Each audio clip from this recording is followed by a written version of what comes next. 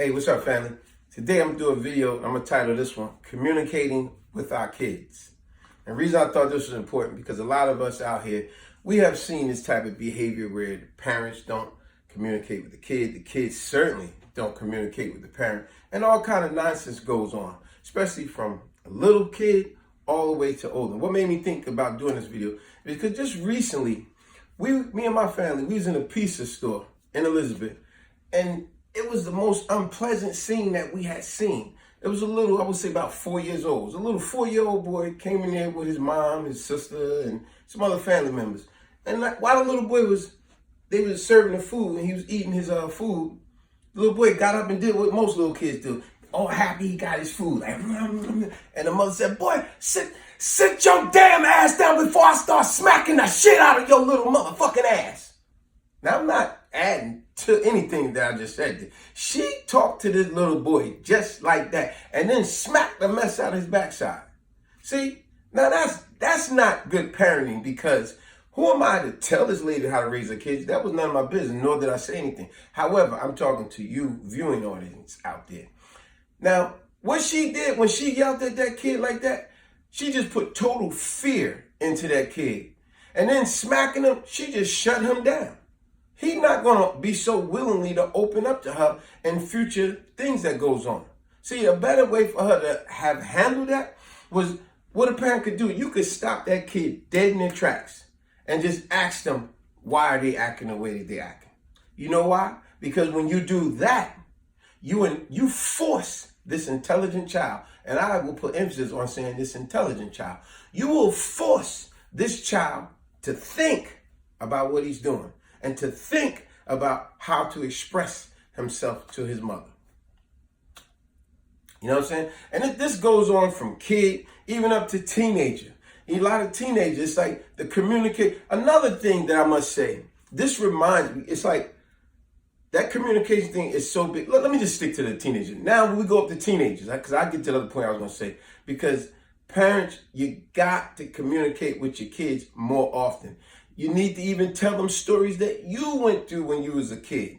So let's stick to the teenagers. Look at typical teenagers. I'll give you a typical story of me growing up as kids.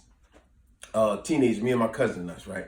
When we was in New Brunswick. I remember it would be like 3 of us in the house, just all like 12-year-olds, all in the house, just 3 of us. Now, if it's only 3 of us in the house, you tell me why the hell is there 12 cups, dirty cups in the sink?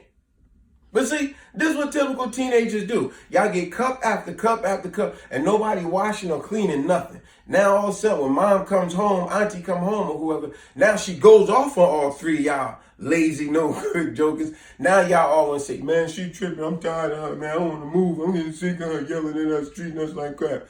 No, y'all are being irresponsible, and all that would take a little responsibility. Wash some dishes. When mom come home, you ain't got to deal with that. But when she go off on you, now, see, now you're upset, she's upset. The communication is not good right there. Because, see, what do you think? She going to come home and just keep letting that slide? Y'all sitting around and doing nothing? But, see, a lot of y'all got to communicate more often with your kids. So this also touches on what another person I love, Dr. Frances Cress Welsing, when she said, lap time.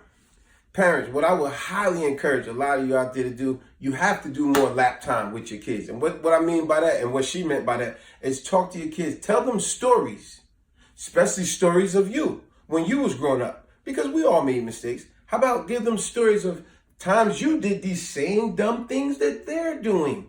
But now, once again, you forcing them to think.